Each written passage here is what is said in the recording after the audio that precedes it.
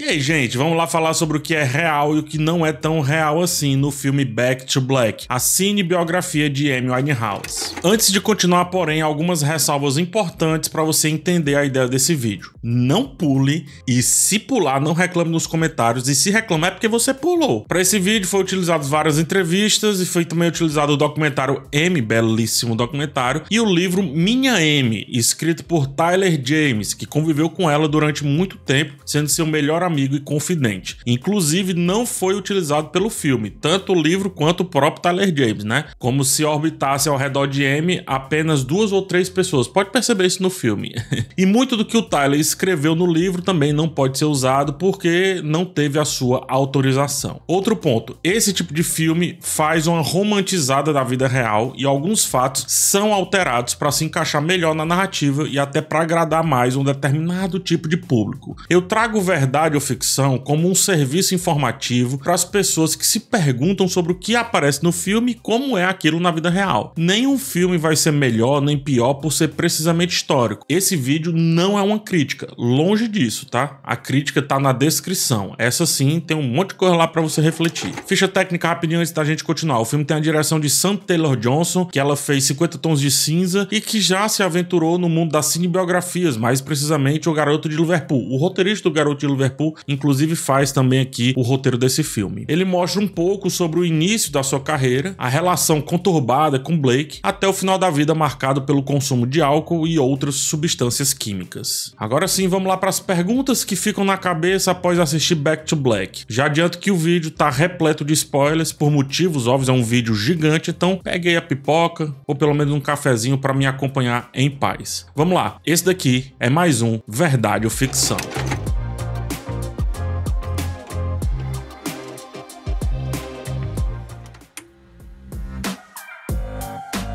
Muito do filme é mostrando o pai da Amy sendo aquele anjo da guarda da filha. Desde o começo, o filme ele tenta estabelecer todo esse cuidado paternal. E eu resolvi começar com esse tópico bem desgastante, eu diria, para já tirar isso de jogo, já para começar na canela. No que eu afirmo, muito do filme foi aprovado pelo pai da Amy, e muito do que não está lá é porque não teve o aval dos citados, como eu já falei do Tyler James, a sua amiga que eu vou falar mais à frente, dentre outros nomes. E aí, o pai da Amy era esse santinho todo que o filme mostra? Eu acho que longe disso, tá? Eu acho não, temos indícios. Mitch Winehouse é pintado na cinebiografia como uma figura quase angelical. Até escalaram um ator mais velho para dar esse ar mais de sabedoria, né? Essa sabedoria anciã e tal. Enfim, ele nem tem aquela idade toda, pelo menos em aparência. Ele é a figura acolhedora que está ao lado da cantora em todos os momentos, bons e ruins. Mas, meus queridos espectadores, é bom lembrarmos, Mitch, ele foi consultor do filme. Eu nem culpo o ator, tá? O Ed Marsan, porque ele faz o que pode para trazer um pouco de humanidade em cima do que o roteiro pede. A problemática tá mais nessa questão do roteiro e também na direção. A forma como o pai é tratado me leva a crer que é um filme encomendado. O filme deixa claro a preferência de Amy pelo pai em relação à mãe. Eu vou falar um pouco mais da relação dela com a mãe mais adiante, tá bom? É pro pai que ela canta Love is a Losing Game, né, num pub fechado só pra eles.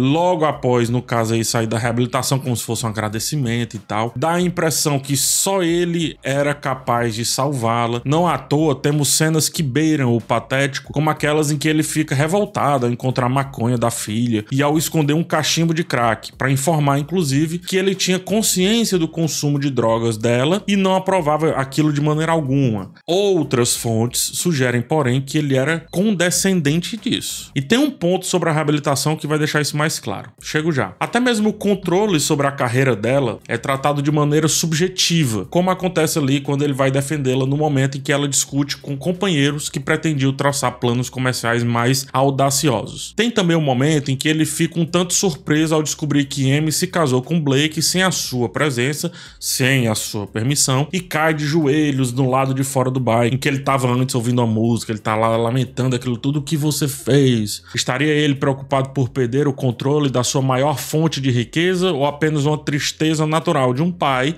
que não estava presente no momento tão importante da pessoa que mais ama? O que você sente? Vamos lá, tá? Organizando as coisas. A real é que Mitch Winehouse passava longe de ser um santo. Eu não vou entrar num debate sem sentido sobre culpados pela morte da artista, porque como eu disse, e como eu vou repetir algumas vezes, aquele acontecimento é uma soma de fatores. Mas é comum apontarem que certamente ele tomou decisões bem questionáveis no final da vida da filha. O documentário M mostra muito o quanto que o seu caráter, o quanto que o caráter dele é dúbio há décadas, desde as traições e até um certo interesse pela filha, que começou a surgir, que começou a se mostrar mais quando justamente ela passou a demonstrar os seus dotes artísticos. Como ele era um entusiasta da música, amante do jazz, algo que certamente influenciou a cantora, para ela, ele era um ídolo. Ela idolatrava até o chão que o pai pisava. Ela tinha tatuado Daddy's Girl, né, algo como garotinha do papai. E também por isso tinha a necessidade constante da sua aprovação, que a levava a concordar com decisões que claramente iam contra a sua vontade. Quando M foi para a reabilitação pela primeira vez em 2008, ele mexeu os pauzinhos, olha só isso. Ele mexeu os pauzinhos para que ela fizesse acompanhamento psicológico junto com Blake em um local separado da reabilitação,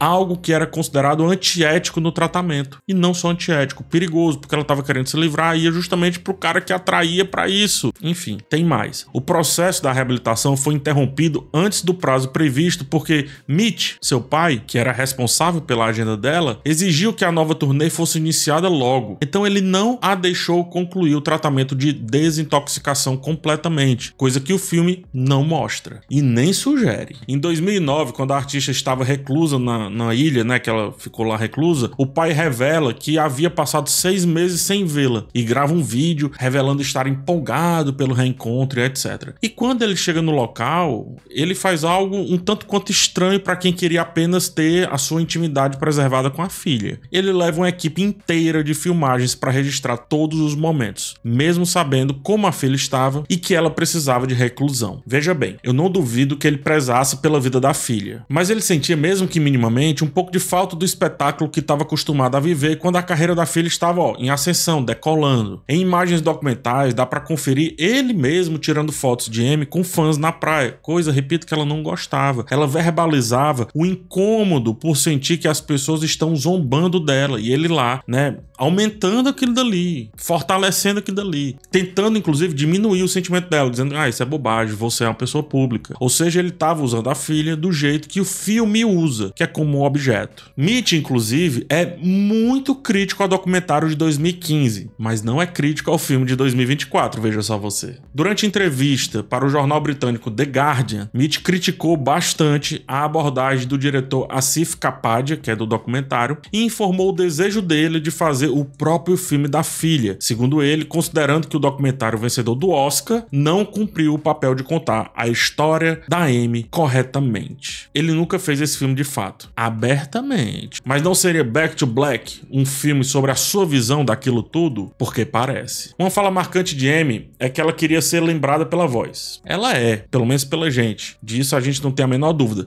Mas a pessoa que estava no comando da sua carreira certamente poderia ter abreviado alguns ou vários episódios tristes na sua jornada interrompida tão precoce, como colocando-a em uma turnê que ela não tinha as mínimas condições de seguir. E isso vai ficar mais claro ao longo do vídeo.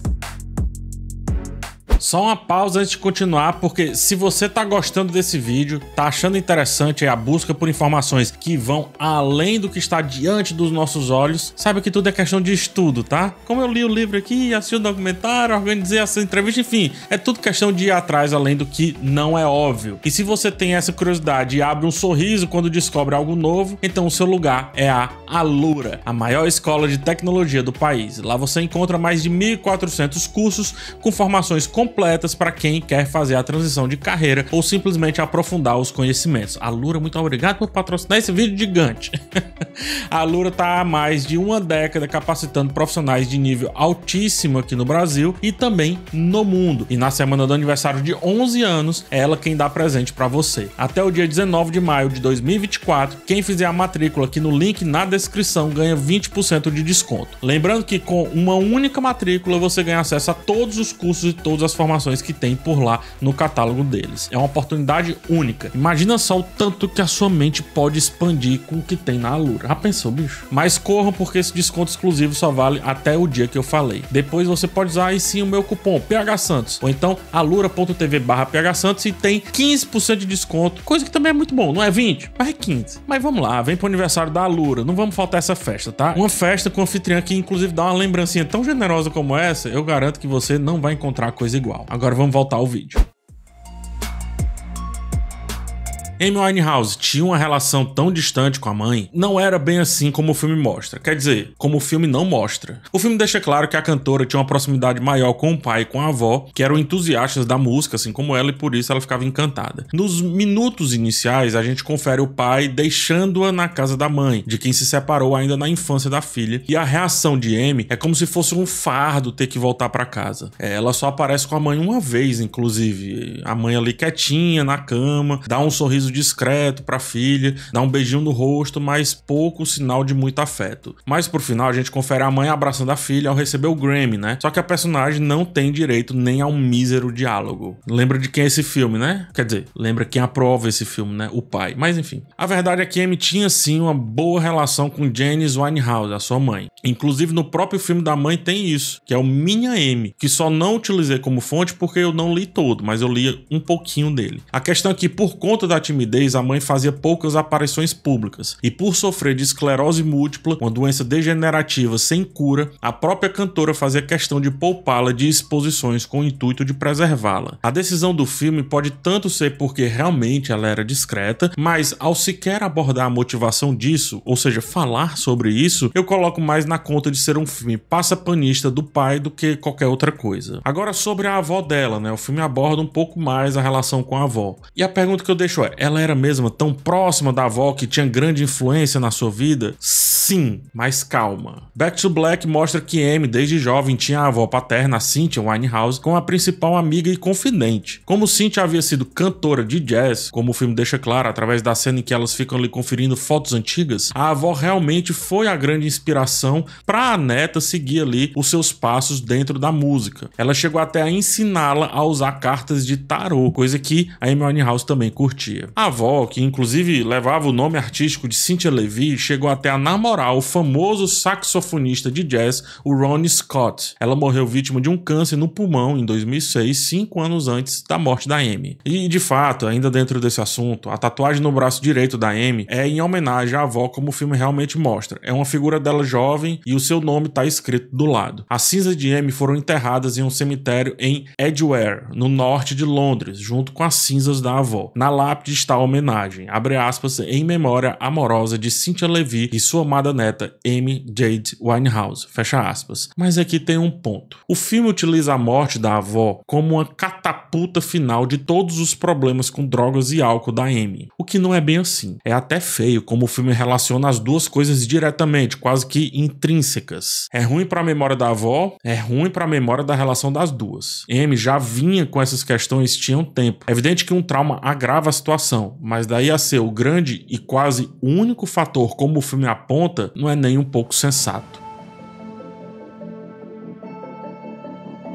Ainda falando sobre as relações de Amy, vamos falar sobre um importante colega de quarto que o filme não acha tão importante assim.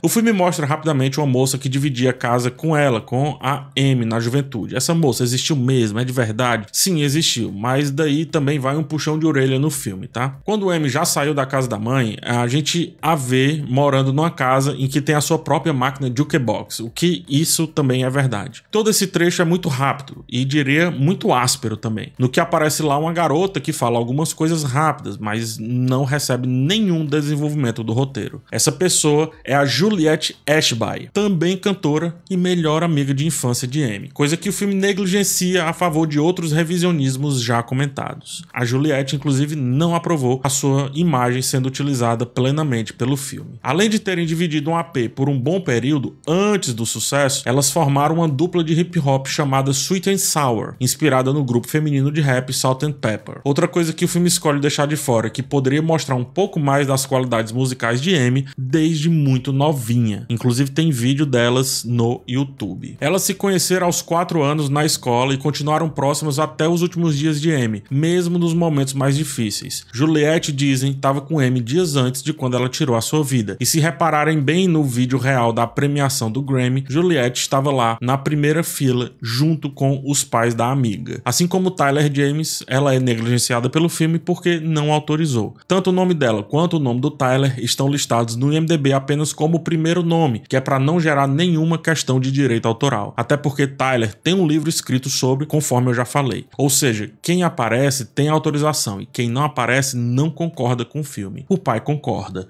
Blake também. Sacou a problemática? Após a morte de Amy Winehouse, Juliette escreveu e lançou Hopin', uma canção em homenagem à sua eterna amiga. Amy teve uma ascensão meteórica na carreira? Não. Não dá pra dizer que é meteórica, ou seja, da noite pro dia. E menos ainda como o filme tenta mostrar, que é uma confusão, diga-se de passagem. Vamos organizar. O filme ele tem o grave problema de passagem temporal muito apressada, dando a entender que a cantora atingiu o sucesso da noite pro dia. Só que foi um trabalho de anos. Acontece que ela começou, a Amy, a participar de grupos de jazz, fazendo apresentações em bares locais muito jovem, com apenas 16 anos. Nesse período, o amigo Tyler James mostrou uma fita demo de Amy a uma gravadora e ela foi contratada aí pela Island Universal, até que em 2003 ela gravou Frank, que é o seu primeiro disco. Eu vou falar um pouco mais sobre a relação dela com gravadoras, a origem dela, só que um pouco mais à frente, tá? Inclusive, é totalmente reprimido nessa questão aqui, como se a Amy tivesse sido retirada das trevas. Pelo contrário, ela se ofereceu muito. Tyler, que nem aparece no filme direito, tem um papel fundamental nesse começo. No final das contas, é um filme muito apressado e sem vontade de dar detalhes do lado criativo dela. Pra mim, é o maior problema do filme disparado. A gente até confere ela cantando e tocando guitarra na música Stronger Than Me. Tudo isso numa casa de show com poucas pessoas que riem da voz dela. Eu não discuto se isso aconteceu ou não, mas o filme usa mais como um clichê, né? O uso da música, por sua vez, foi mal feito, já que foi com essa música que Amy começou a ganhar visibilidade no mainstream, tendo até vencido o prêmio Ivor Novello de melhor canção contemporânea musicalmente e liricamente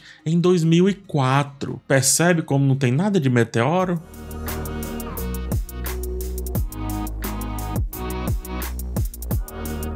Amy morava num bairro perfeito, mas o filme parece não gostar tanto, tá? Afinal, o bairro que a Amy morava é bem retratado? E a resposta você já sabe, é não, definitivamente é não. E tem uma curiosidade bem interessante nisso. Na real, quase nada é falado no filme sobre o bairro que se chama Camden Town, onde a Amy morou até seus últimos dias de vida, e lá foi construída a estátua em sua homenagem, que virou ponto turístico. Nem pro filme fazer esse resgate nos créditos ele consegue fazer. Ou seja, repito o que falei na crítica, duvido que o filme goste da Amy. Definitivamente não gosta, ou pelo menos não é o que parece. Esse lugar onde ela morava era super descolado, meio vintage, e é conhecido por suas lojas alternativas, cercado de cafés, bares, brechós, diversas lojas independentes, e mais do que isso, o local é conhecido como um berço importantíssimo da música. Só para citar alguns artistas que lá se apresentaram nos anos 60: Pink Floyd, Jimi Hendrix, The Doors, Beatles, só gente fraca. E assim, o Camden Town ele foi criando reputação e atraindo cada vez mais artistas, selos de gravadoras e fãs de rock. No final da década de 70, The Clash, Sex Pistols eram bandas que se reuniam nos estúdios ali pelo bairro e iam para os bares para criar, ensaiar, fazer shows, enfim. Nos anos 80, a gente tem nomes pequeninos, como por exemplo The Smiths, Joy Division, U2, Red Hot Chili Peppers, Garbage, dentre vários outros. Já nos anos 90, os jovens lotavam ali as casas de show para assistir Radiohead e faziam crescer a rivalidade entre Blur e Oasis. Agora uma curiosidade que eu prometi, tá? É relacionada a Beberrena, essa série da Netflix que é um sucesso. De acordo com informações da Rolling Stone Brasil, um dos bares que aparece na série, no Beberrena, que é o Howley Arms, onde o comediante e criador da série fazia shows e servia também, era um dos bares preferidos da Amy Winehouse e ficava muito próximo de gravadoras. Inclusive é justamente nessa região onde a MTV nos Estados Unidos meio que montou um polo lá na Inglaterra, lá em Londres. Olha como a discussão sobre o bairro poderia fazer a gente pensar uma Amy Winehouse que literalmente nasceu na música. Perde-se a oportunidade, então, de dar substância às coisas. Eu tô falando só de falar sobre o bairro, e mais do que isso, ainda conseguiria apontar suas contradições, como, por exemplo, de um lado a música e do outro a boemia. O bairro é a representação perfeita disso. Amy Winehouse, mesmo depois da fama, continuava a frequentar os pubs de sempre e morava ali perto, no número 30 da Camden Square. No final de 2014, o bairro, como eu disse, ganhou a sua estátua, uma justíssima homenagem, diga-se de passagem, aí para a cantora, coisa que o filme não faz. As principais influências musicais de Amy são bem exemplificadas, e aí eu vou dizer que em partes o filme manda bem nisso. Logo no início, quando ela vê fotos da avó ainda jovem, quando era cantora de jazz, ela cita que seu estilo é de Ella Fitzgerald. No meio de uma confraternização da família judia do seu pai, ela canta Fly Me to the Moon, de Frank Sinatra, né? Quem ela ouvia bastante durante a infância. Enquanto ela era levada no banco de trás do táxi pelo pai, ela balança a cabeça ao som de uma batida de jazz. Enquanto ela caminha pela rua e enquanto está sentada no metrô, ela ouve Lauryn Hill nos fones de ouvido. Na sequência em que a protagonista está flertando com Blake no dia em que se conhecem, no dia que se encontram, ela usa como cartada a canção Letter of the Pack, de The Shangri-Las, um dos grupos favoritos da cantora, que inclusive tem outra canção tocada no longa, que é Dressed in Black. Porém, é questionável quando o lendário Tony Bennett aparece para anunciar o prêmio de melhor álbum do ano no Grammy de 2008 e ela não esboça nenhuma reação em relação ao fato dele estar fazendo o anúncio. Se você procurar o vídeo real no YouTube, a Amy, ela se impressiona só de ver o ídolo. Tanto que ela fala pro pai, é o Tony Bennett. Ela era fanática pelo Tony Bennett. Nisso o filme pecou um pouquinho. Outros que tiveram grande influência na carreira de Amy não foram citados também são Aretha Franklin, Billie Holiday, Ray Charles, Marvin Gaye e o grupo The Ronettes. Esse eu acho que não poderia ter ficado de fora, porque seria muito importante a citação, uma vez que foi esse grupo quem a inspirou a aderir o penteado de garotas do jazz dos anos 60. No livro Minha Amy, o Tyler fala como era uma vontade dela desde o começo, quando via ali aquelas garotas ter aquele visual. Aqui o filme transfere isso para outra personagem, a sua avó, o que concorda com algumas entrevistas dela dizendo que a avó gostava desse visual, mas daí a ter feito o visual são outros 500, tá? Olha só as fotos das Ronettes ou Ronettes e compara com a Amy. Ainda que jogado de qualquer maneira, como muita coisa no filme, o geral nesse aspecto específico foi contemplado, mas esse específico eu acho que merecia um pouco mais de atenção. Amy e Blake terminaram e reataram o relacionamento muitas vezes, como o filme mostra, de fato, mas não necessariamente como o filme sugere. Inclusive disso o filme ama falar, porque é um dos recortes que ele escolhe para focar em Amy. O filme mostra Amy Winehouse e seu futuro marido se conhecendo numa tarde aleatória no bar, jogando sinuca, etc. Eles demonstram afinidade pelo gosto musical nos diálogos nada naturais, eles ficam algum tempo sem se ver, até que ela tá abalada ao descobrir a notícia do câncer da avó, volta correndo para o mesmo bar e tasca um beijo nele com todo aquele ar novelesco. Local certo, hora certa, tudo certo, essa direção. Mas enfim, nos encontros aparece uma mulher falando com Blake, como se estivesse incomodada com o contato entre eles, que no caso a namorada. E de fato eles se conheceram daquela maneira em 2005, né? Eles jogaram mesmo sinuca, mas o que o filme ele não deixa claro é que a Amy também estava em um relacionamento, não apenas ele. E tem quem cogite, mas isso é rumor, que o Blake stalkeava a Amy pela sua fama ali já nos bares e por isso forjou aquele encontro. Mas, repito, isso é só fofoca. Depois, em mais um momento vergonha alheia da direção do filme, o casal já tá há algum tempo sem se ver, até que ele ouve Valerie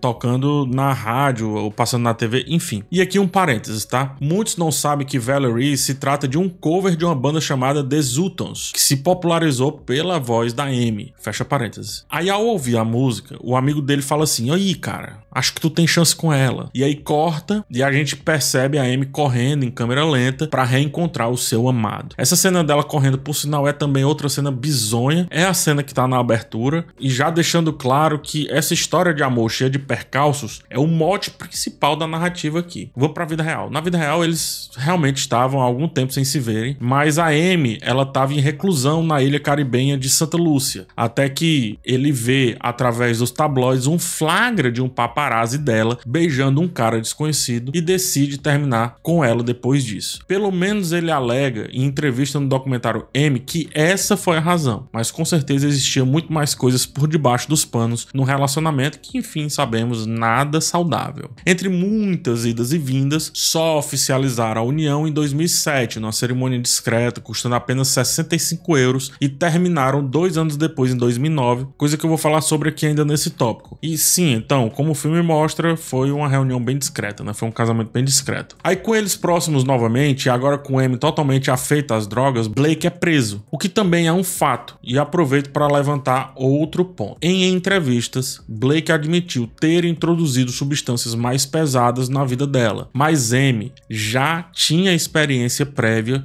com drogas e álcool antes de conhecê-lo. O filme até mostra antes ela tendo ali contato com maconha e depois de Blake com outras drogas, né, drogas mais pesadas. Mas voltando ao ponto, ele de fato foi preso durante o período em que estiveram juntos. Blake teve diversos problemas com a lei, principalmente relacionados a drogas e violência. Em uma cena, a cantora vai visitá-lo e ali termina o casamento. Só que aí já é coisa do filme, porque não foi bem assim, tá? Foi um processo bem mais longo ao longo dele ser preso e também dela estar em reabilitação. Especificamente em 2008, o relacionamento começou a desmoronar significativamente, tanto que nesse período a Amy, ela admitiu ter se relacionado com o analista de sistemas e assistente do seu empresário, o Alex Hines, e mesmo assim o relacionamento com Blake continuou. Embora Blake estivesse na prisão, ambos continuavam a ter problemas com vício e outras questões pessoais. O divórcio em si foi finalizado em 2009 e não há relatos dessa visita desse jeito que ocorreu, mas que Blake foi sim quem iniciou o processo enquanto ainda estava preso. Só que ao mesmo tempo, por mais que ele tivesse iniciado, a decisão pelo divórcio veio de ambos os lados, então não tinha uma Amy super resistente àquilo tudo ali, tá? Com relatos inclusive de que a Amy Winehouse, ela estava começando a buscar uma vida mais saudável, ela estava com esse divórcio também tentando se recuperar de seus problemas com substâncias. Portanto, é seguro dizer que a relação já estava bastante abalada antes e durante o período de encarceramento do Blake. Mas daí dizer que foi um lapso de sensatez dele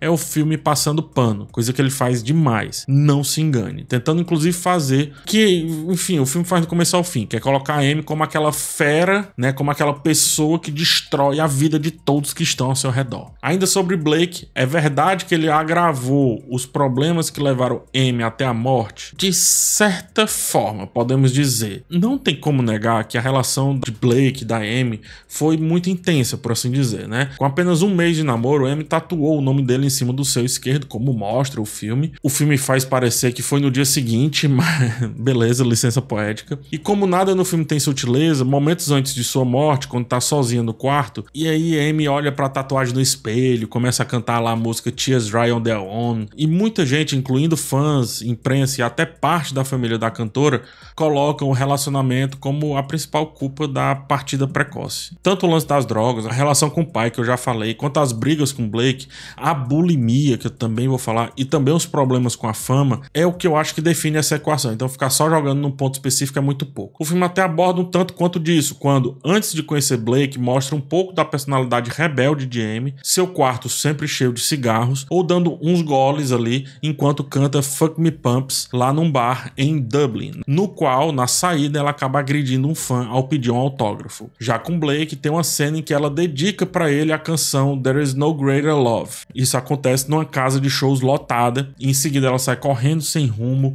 enquanto ele a procura, e é possível ver o seu rosto manchado com as maquiagens dela, enfim. A briga não foi mostrada pelo filme, deixa apenas do ar, inclusive é um corte bem abrupto no filme, mas realmente aconteceu, com detalhes muito tensos como a agressão física e ela quebrando uma garrafa de vodka nele. Em depoimentos, o próprio Blake assume que não foi a pessoa mais responsável do mundo e que, estando ali no vício, não era ele a pessoa sensata, correta e perfeita para deixar a Amy Winehouse sóbria. Falando agora sobre sua saúde e bulimia, tá? O filme deixa claro que Amy Winehouse sofria severamente de bulimia? Eu acho que não, tem uma cena só. Uma cena e nem comenta sobre. A cinebiografia tem medo de tocar em certos temas que são tabus. Após o primeiro encontro com o futuro marido Blake, a gente confere rapidamente ela vomitando no banheiro de casa. A palavra bulimia é pronunciada uma única vez durante o filme inteiro, sendo que ela foi uma das grandes causas dos transtornos que acometiam a mente da Amy. No ótimo documentário Amy, que eu já falei várias vezes, mostra como a cantora desenvolveu a doença no final da adolescência e nunca se livrou por completo dela. Em uma cena, a gente confere Amy bebendo umas doses carregadas de uns drinks durante um ensaio no estúdio. Ela sai e informam depois que ela havia feito propositalmente um estrago no banheiro. O seu irmão, o Alex Winehouse, ele explica que aos 17 anos, a irmã tinha um grupo de amigas que faziam isso, aí abre aspas, colocavam montes de molhos na comida, engoliam tudo e depois vomitavam. Elas pararam, mas Amy nunca parou realmente, fecha aspas. O irmão mais velho foi além e declarou que o que realmente matou a sua irmã foi a própria bulimia. Opinião dele, tá? Opinião dele. Tô dizendo que é essa conjunção de fatores. Segundo ele, seu sistema estava fatalmente enfraquecido por anos. E diz ele que se ela não tivesse o transtorno alimentar que tinha, ela estaria fisicamente um pouco mais forte para aguentar todas as substâncias que ingeria e também a desintoxicação das reabilitações. Tanto que a morte dela, eu vou falar mais à frente também, é de uma intoxicação por álcool, justamente depois de uma reabilitação muito severa. Então é como se realmente o corpo dela não suportasse mais aquilo dali de maneira alguma. Trazer a questão da bulimia, quer que fosse, poderia ser uma das coisas que o filme fosse jogar em tela ali de alguma maneira. Muito mais do que ficar colocando na conta da doença e da morte da avó. Eu acho até mais plausível levar um pouco mais para esse lado, só que o filme não tem essa coragem. Percebe isso? O filme deixa claro quanto a dependência química afetava as apresentações de Amy. Eu acho que não, apesar de ter um momento. Em um certo momento ali de Back to Black, a Amy ela tá totalmente vulnerável em decorrência do consumo de substâncias químicas que aparenta estar com reflexos alterados durante uma apresentação de Me and Mr. Jones. Nessa ocasião, dos seus cantores de apoio, a ajuda a descer para o meio da plateia. Ela caminha de maneira meio desequilibrada, cambaleante, enfim. Acontece que esse tipo de situação era cada vez mais comum nas apresentações da artista. O filme resolveu resumir todas a isso. São, sei lá, 4, 5 cenas e eu diria que muitas até descontextualizadas. Se você procurar por vídeos no YouTube, em várias ocasiões ela demonstra esquecer a letra das suas músicas, aparenta estar visivelmente incomodada por estar em cima do palco, como se fizesse, né, isso por pura obrigação. E temos que reconhecer o empenho dos back vocals, porque além de cantar e dançar o show inteiro, eles ainda eram orientados a segurar e auxiliar a cantora, porque todos sabiam que ela poderia comprometer a apresentação a qualquer momento por conta da situação de dependência química. O seu último show no dia 18 de junho de 2011 em um festival em Belgrado, na Sérvia, foi um desastre completo. Ela chegou 1 hora atrasada e estava claramente alcoolizada, o que fez com que tudo durasse mais ou menos 30 minutos. Ela esquecia constantemente as letras, era respondida com vaias de mais de 20 mil pessoas e apesar do esforço dos músicos de apoio, chegou um momento em que a artista simplesmente se sentou e se recusou a cantar. Ela não conseguia, porque afinal ela não queria estar ali, mas o pai dela queria porque queria que ela tivesse feito aquela turnê. A Amy Winehouse volta ao hotel às pressas, a turnê aí sim é cancelada, turnê que devia contar com mais 12 apresentações na Europa. Nunca mais a Amy voltou aos palcos. O filme ele vai num lance mais pessoal nesse momento, porque, repito, mais vale falar da relação dela com Blake do que qualquer outra coisa. E aí, falando das reabilitações, né?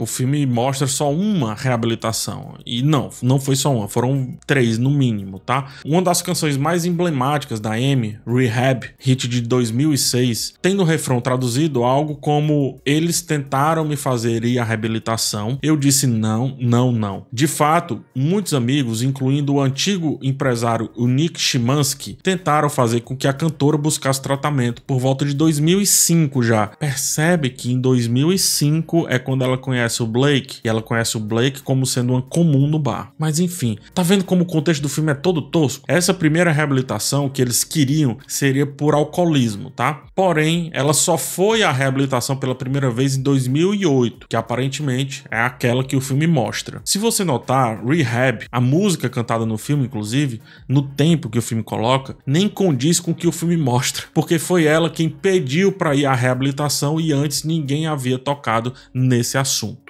O filme não chega a mencionar em números, mas dá a entender que ela só foi para a reabilitação essa vez, que é quando o Blake aparece para colocar um fim no relacionamento. Ou seja, o filme fazendo Blake ser maior do que foi a todo custo. Só de idas conhecidas para reabilitação foram oficialmente 2 vezes e tem mais uma informal, com outro tipo de abordagem. Então são 3 no total, em curtos espaços de tempo. Em junho de 2009, ela passou por um processo de reclusão na ilha caribenha de Santa Lúcia, local que ela tinha como refúgio até mesmo para fugir dos paparazzi, que aqui é outro ponto, né? Eu vou falar também em outro tópico. O filme trata os paparazzi como super educados, definitivamente eles não eram, tá? Como a relação deles com Amy também não era nada amistosa. Na ilha, enfim, voltando, ela realmente conseguiu se distanciar de drogas mais pesadas, mas como o documentário Amy mostra, como ela tinha muita bebida alcoólica à disposição, ela passou a compensar a ausência dessas drogas ilícitas com o consumo de álcool, o que pode ter feito ela sair até pior do que entrou nessa reabilitação. Em maio de 2011, Amy volta a se internar. Ela passa uma semana na clínica Priory, em Londres, para mais uma tentativa aí de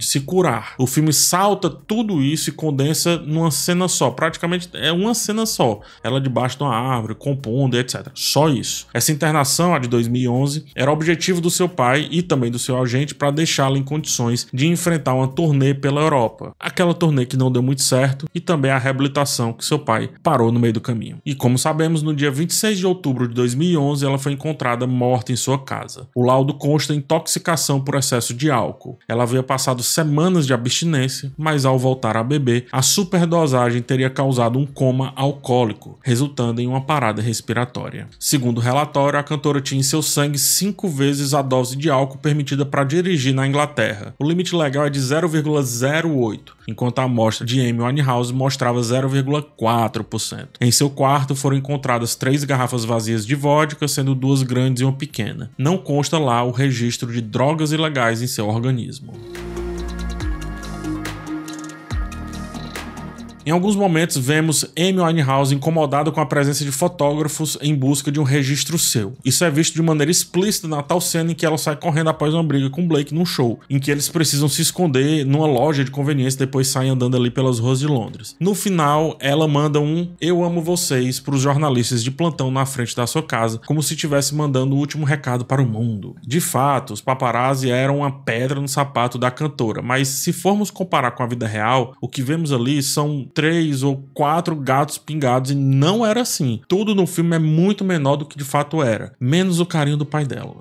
Nos várias vezes já citado o documentário Amy, o que ele tem de rico na sua execução tem também de perturbador, porque grande parte das imagens são de registros não autorizados pela cantora. Todas as imagens, olha o tanto de imagem, elas compuseram um documentário inteiro com isso. Imagina então a importunação que não era a vida dela. Quase sempre os paparazzi buscavam cenas em que ela estivesse visivelmente debilitada, sob efeitos de álcool ou entorpecentes. Quase sempre. Desde, sei lá, de 2006, 2007, quer que seja. E quando esses flagras acontecem sem o conhecimento da pessoa, sem nenhum tipo de produção, a gente sabe bem que tipo de imagens são as atrativas. Inclusive o filme tenta corrigir isso. Lá no relacionamento dela com Blake, 2005, coloca 2 pessoas batendo foto de longe. Não, era uma multidão. As pessoas se estapeavam por ela. Então nada daquela cena dela num piquenique com a avó e ninguém batendo foto. É impossível.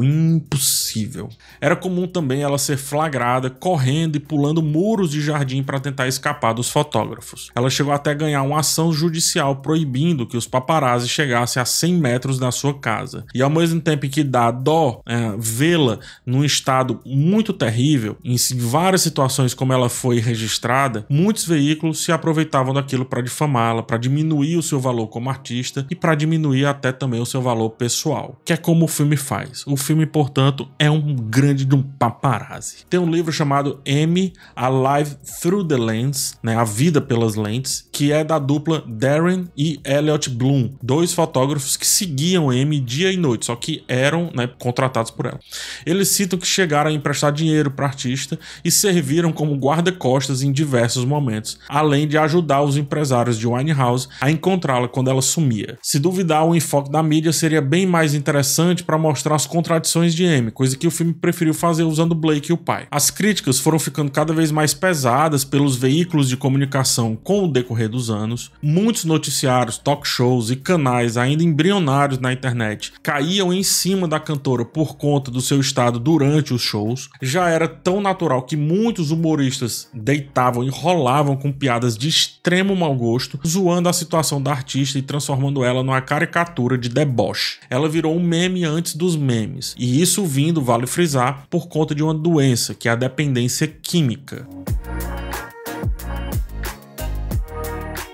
Um dos momentos finais de Back to Black é a consagração de Amy Winehouse no Grammy, dando aí a entender que foi um dos últimos episódios da sua vida. Entende-se a decisão artística de encerrar no auge da sua carreira, beleza, quando ela faturou 5 de 6 prêmios em que ela estava indicada naquela noite, mas não foi bem assim. A reencenação da apresentação de Amy, que canta Rehab no telão porque ela permaneceu em Londres, né, visto que ela estava no meio do tratamento de reabilitação e teve o visto negado para entrar nos Estados Unidos, isso é até fiel no filme, apesar de não mostrar os detalhes. O cenário ficou praticamente idêntico, além da justa posição das pessoas, inclusive a mãe dela, que não costumava aparecer, mas dessa vez apareceu. Essa cena só não é perfeita, porque perde ali um pouco da naturalidade, né, da verdade da coisa, porque o nervosismo ao ver o Tony Bennett não foi mostrado. Na crítica, eu falei o terrível trabalho de contextualização que o filme faz, então vamos aqui organizar, tá? Essa premiação ocorreu em 2008. Enquanto a sua morte veio acontecer 3 anos depois, 2011. Depois da premiação, ela ainda fez muitas apresentações. Também sofreu bastante com a imprensa, que não a deixava em paz, e teve aquele período de reclusão na ilha de Santa Lúcia que eu já falei. Outra coisa dentro desse assunto que o filme parece acertar, mas não tanto,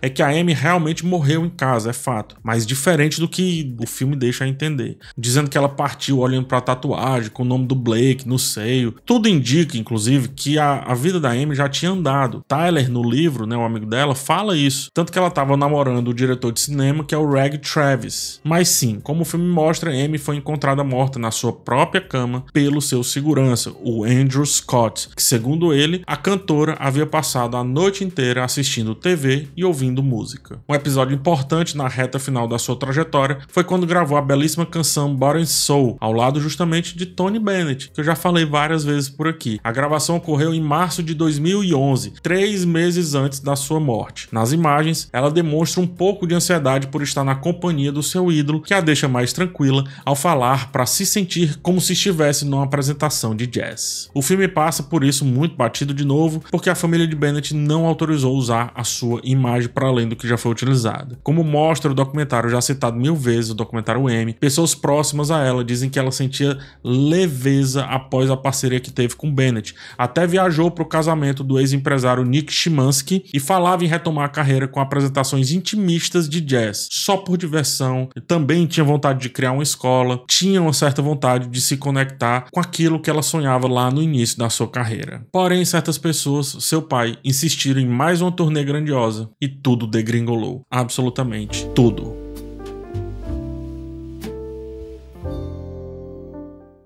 É isso, pessoal. Espero que vocês tenham gostado desse vídeo, porque esse formato ele exige um bocado de pesquisa, mas ao mesmo tempo é muito prazeroso fazer. Lembrando que tem crítica do filme aqui no canal, tem link também, caso você queira comprar o livro escrito pelo Tyler James, inclusive me ajuda bastante, tá? Tá tudo na descrição. E também o link para você assistir o documentário. No mais, deixa um forte abraço, a gente se vê numa próxima oportunidade e tchau.